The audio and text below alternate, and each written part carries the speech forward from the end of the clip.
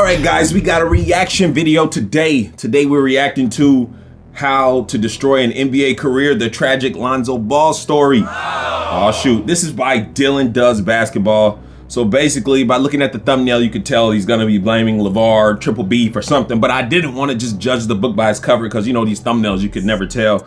And I do want to say this guy, Dylan Does Basketball, excellent production. You can tell he takes his time with his videos. You know what I'm saying? I can appreciate that as somebody who does the same thing. So definitely want to check it out before just slamming it. And you know, I have watched some of it, so I'm gonna give you guys some pieces and react to it. But I want to say that I don't think he's a hater. You know, I just think that he's trying his best to tell the story. And you know, he just doesn't have everything. So this is Ball Facts. Let's go ahead and give you those facts. Here we go. The big question mark. The one player that had more hype than everyone aforementioned. Lavar said Lonzo was better than Steph Curry, and he said that he could beat Michael Jordan in a one-on-one. He said that? All of those statements paled in comparison to his clothing company, Big Baller Brand, BBB for short. Here we go. $500 shoes for a college kid who hadn't even proved himself to be a good NBA player yet.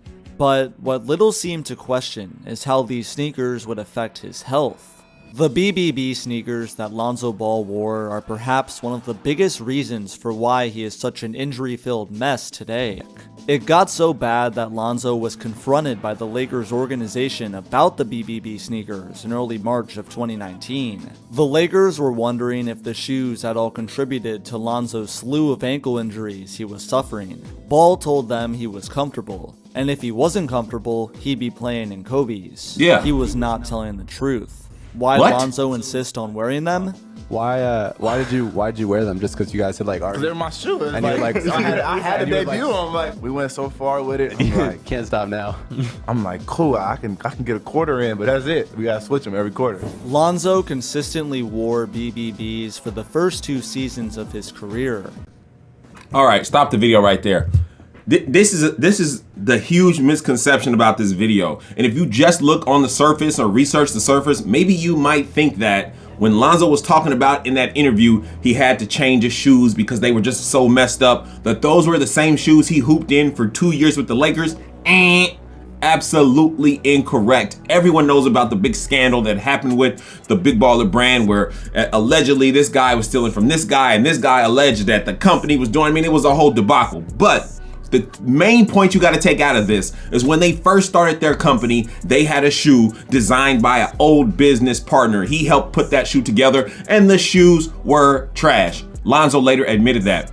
But if you did remember or do your research right, the shoe that they had been advertising, the shoe that was falling apart, is not the shoe that they ended up releasing to the public. It is not the shoe that Lonzo went on to play with for 2 years. So when they say Lonzo was lying, it's basically just saying that you got it completely wrong in this video.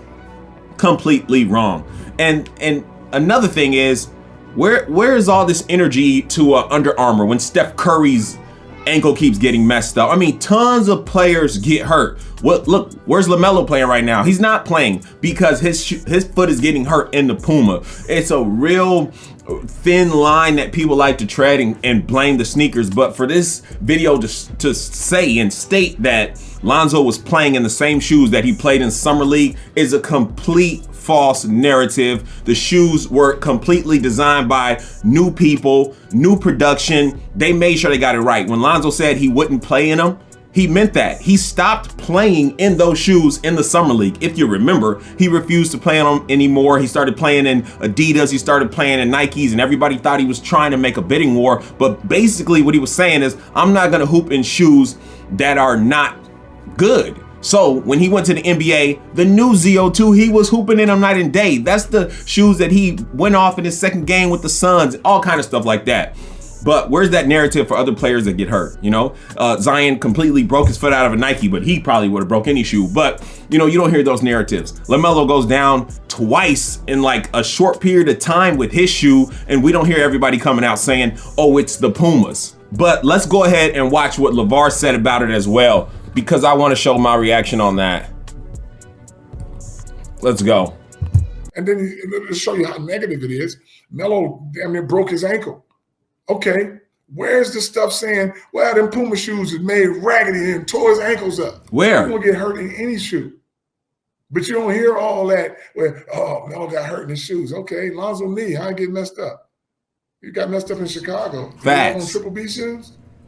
Nah, them was some Nikes he had on. Let's talk about them shoes now. Let's talk about it. The double standard is crazy. Shoe, that's to Kobe's foot. That ain't to Lonzo's foot. When we make a shoe back to Lonzo's foot, you ain't coming in. But you're going to get hurt. You in the NBA, you doing like running and jumping at some point. It don't matter what shoe you wearing, you getting hurt in.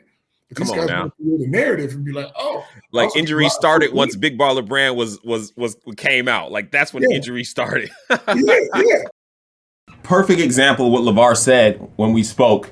He said, you're running, you're jumping, extensive exercise, you're gonna get hurt, period. No matter what shoe you in, no matter what sport you're in. Okay, let's keep this video going so we can keep reacting. 5 years old, doing pull-ups and dips and hanging on the bars for fun. At the age of 12, Lonzo started using free weights. He did military presses and bench presses. Zoe also sprinted up 1 mile long hills, and this was all done 5 days a week once he turned 12. I started when I was 12, so now I'm 19, so 7 years.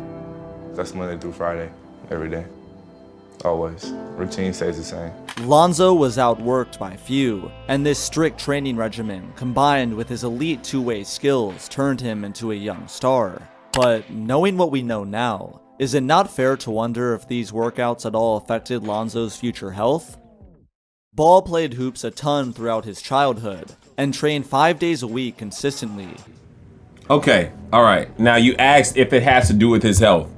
Let me stop that.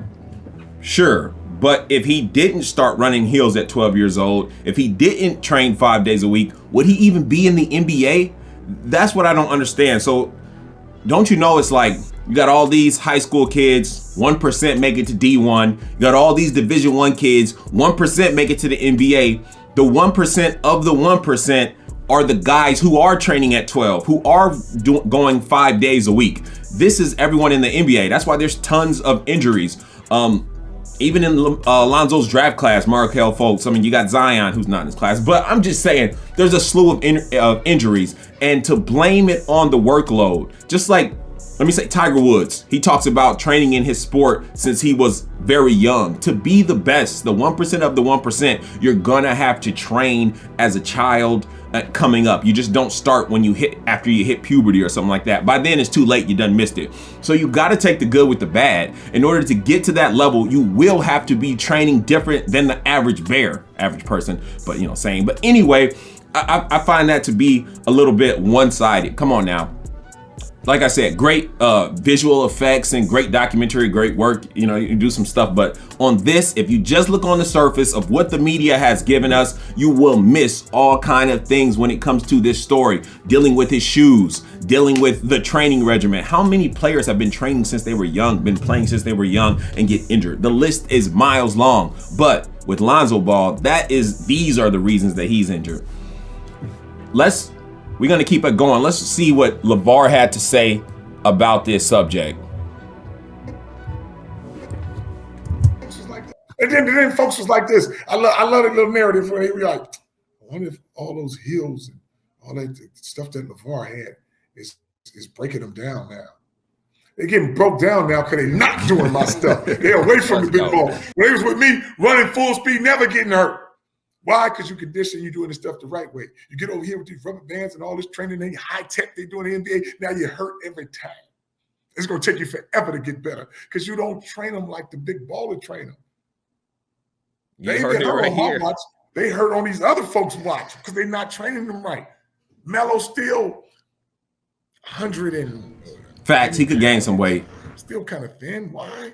Because y'all don't know what to do with my boys. My boys was bigger when they went to the NBA. Why? Because they were at home lifting that.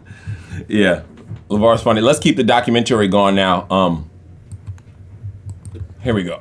He had the potential to be one of the most electric point guards in the game. In college, he was regularly called the most exciting player in the NCAA. Facts. He had millions of fans, tons of fame on social media, and was willing to put in the work to improve at his faults. He had the charisma, talent, and personality of a superstar. Every team would benefit from having a healthy Lonzo on their squad, but here's the problem. He's never healthy. His questionable workout routines that he does by himself or with teams have to be taken into account as well. The Big Baller Brand nightmare may be the most crucial element to all of this. A great majority of the injuries Lonzo suffered as a Laker were with BBBs on. Lonzo said that the shoes were ripping and exploding at the end of every quarter, so much so that he had to change them each time. Very few players go through such a process with their sneakers, and no player would continue wearing the sneakers once they discover how poor quality they are. But Zoe kept wearing them through year 1 and 2. Bro, that is completely false. He never wore those shoes that he talked about that kept breaking down every quarter. He never wore them again outside of Summer League. I cannot believe that. And you know, this is a part of the reason why I started this channel. You know, of course, the family aspect, but to dealing with ownership and having your own brand.